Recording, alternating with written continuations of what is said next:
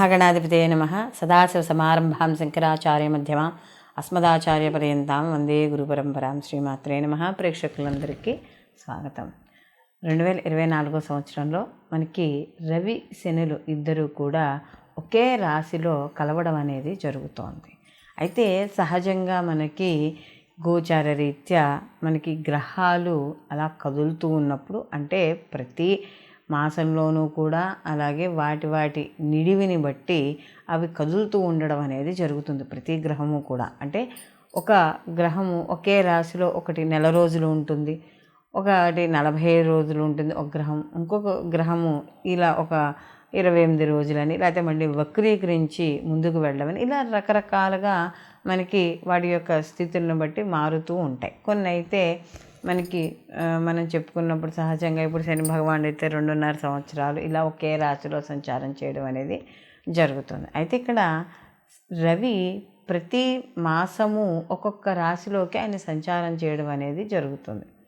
అలాంటప్పుడు ఈ యొక్క శని భగవానుడు కుంభరాశిలో తన స్వక్షేత్రంలో మూల త్రికోణ స్థానంలో ఉండంగా, రవి కూడా ఈ 2024 ఫిబ్రవరి మాసంలో మనకి రవి కూడా అక్కడికి ప్రవేశించడం అనేది జరుగుతుంది. ఫిబ్రవరి 14వ తారీఖు నుండి ఒక నెల రోజుల పాటు ఇంచుమించు, అంటే మార్చి 13వ తారీఖు వరకు కూడా ఆయన అక్కడే సంచారం అనేది జరుగుతుంది. అయితే ఇక్కడ రవి శనులు ఇద్దరూ కూడా శత్రువులు, తండ్రి కొడుకులైనా కూడా రెండు విరుద్ధ గ్రహాలుగా మనం చెప్పడం అనేది జరుగుతుంది.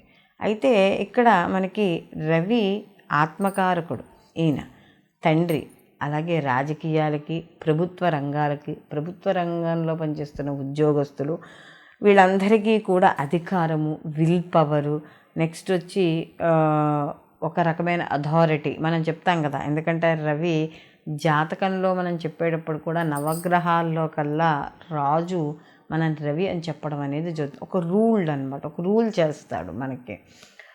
అయితే ఇక్కడ శని భగవానుడు వచ్చేటప్పటికి ఏమవుతుంది అంటే కర్మకారకుడు, అలాగే ఒక పద్ధతులు, ఒక మంచి, ఒక ఇది చెడు, ధర్మబద్ధమైన జీవితము, ఇలాంటి వాటి అన్నింటికీ సహనము, ఓర్పు, ఒక రకమైన అంటే ఒక నియమ నిబద్ధతలతో వెళ్ళడం, అంటే ఇలా అనుకుంటే ఇలాగే వెళ్ళడం, అది కూడా ధర్మబద్ధంగా. అధర్మబద్ధంగా శని భగవానుడు ఎప్పటికీ కూడా అధర్మానికి ఎప్పుడూ కూడా ఆయన వ్యతిరేకమే.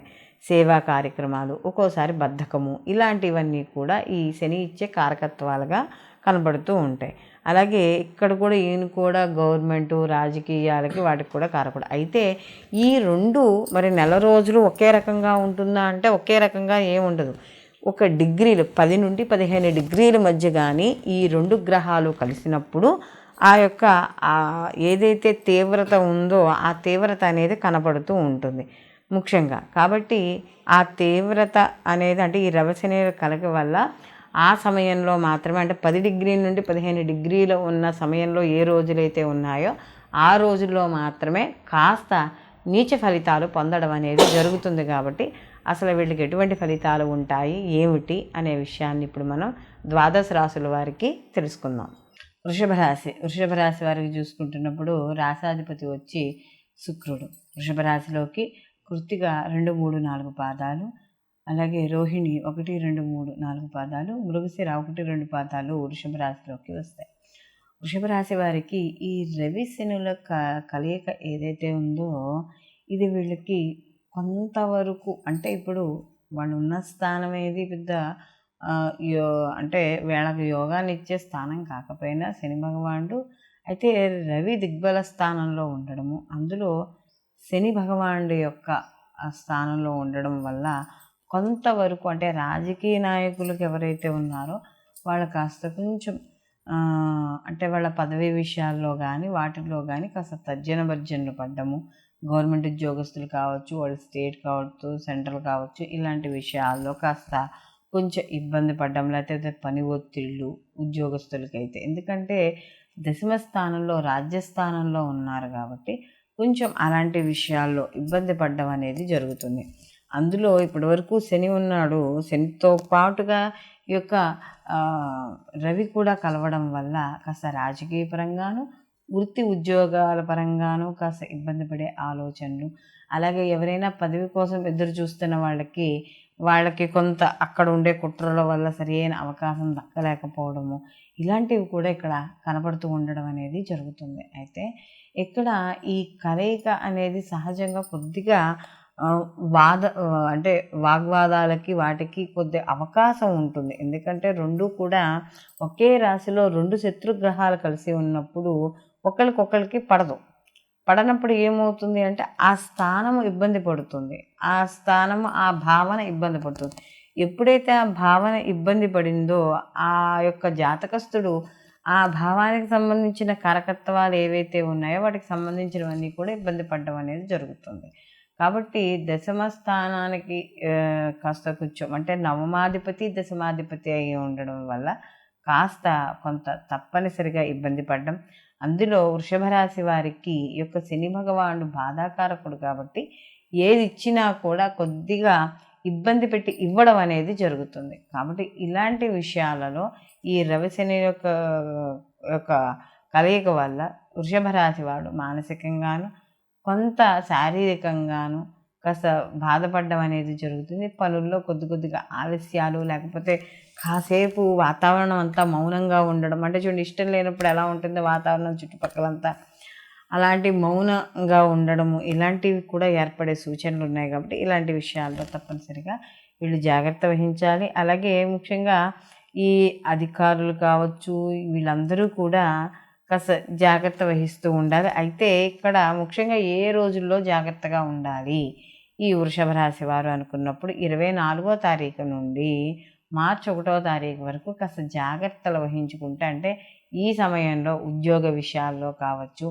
లేకపోతే ఏదైనా ఒక చోట ప్రాపర్టీ మనం కొనేటప్పుడు కావచ్చు, ఇలాంటి విషయాల్లో కొద్దిగా ఆచితూచి వ్యవహరించడం అనేది మంచిది. అలాగే ప్రభుత్వ రంగంలో ఎవరైతే ఉన్నారో వాళ్ళు కాస్త కొంచెం ఎవరైనా ఏదైనా లంచాలు ఇస్తున్నా, లేకపోతే ఏదైనా ఉంటున్నా, అలాంటి విషయాల్లో కొద్దిగా జాగ్రత్త వహించడం అనేది మంచిది. లేకపోతే కాస్త ఇబ్బంది పడే అవకాశం అనేది ఇక్కడ ఉద్యోగ విషయాల్లో ఇబ్బందులు అనేవి ఎదుర్కోవాల్సి వస్తుంది.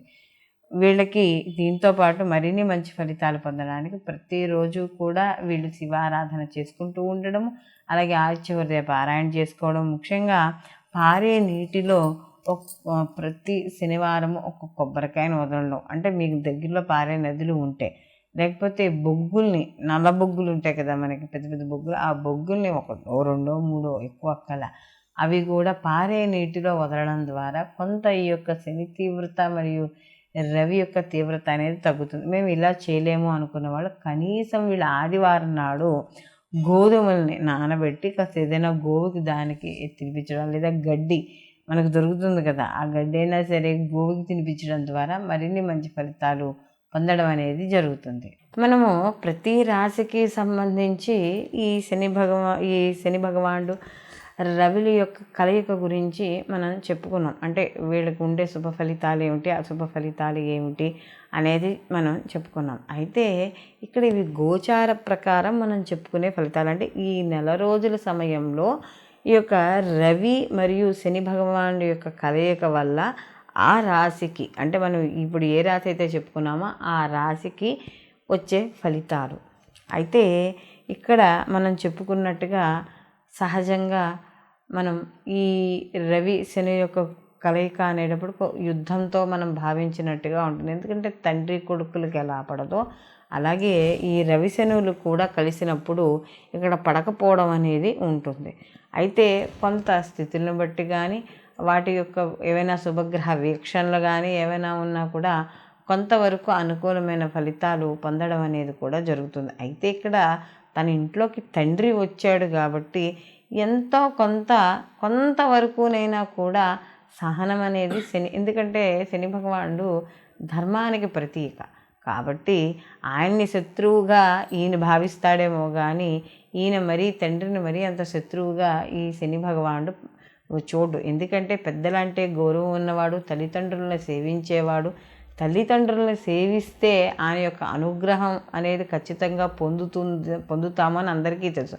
అలాంటి శని భగవానుడికి తన యొక్క ఇంట్లోకి సూర్యుడు రవి వచ్చినప్పుడు కొంతవరకు అనుకూలమైన ఫలితాలు ఉన్నప్పుడు ఉండడం అనేది జరుగుతుంది.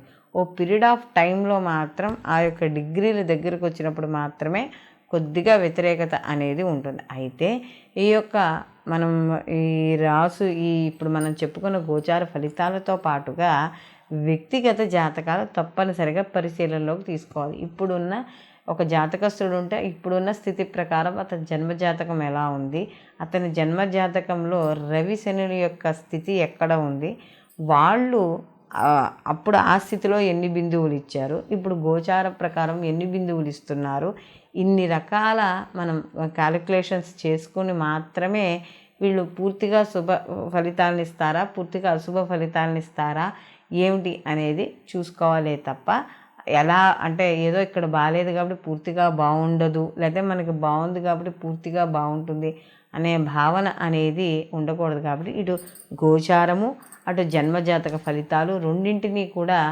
తప్పకుండా పరిశీలనలోకి తీసుకోవాలి. సర్వే జన సుఖినో భవంతు, లోకా సంస్థ సుఖినో భవంతు.